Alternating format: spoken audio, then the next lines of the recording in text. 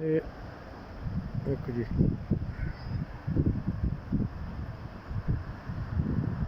Ajman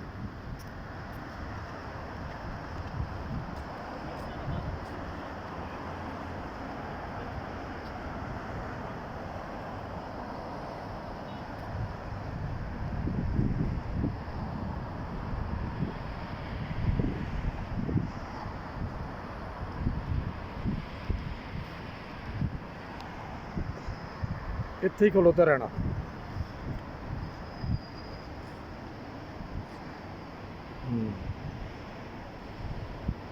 ਇੱਦਾਂ ਦੀ ਬਣਾ ਲੈਣਾ। ਇਹ ਨਾ ਬਣਾਓ, ਇਹ ਨਾ ਸਾਰੀ ਇਲਾਕੇ ਵਿਖਾਈਏ ਨਾ ਜੀ। ਇੱਥੇ ਥਲ ਵੀ ਏ,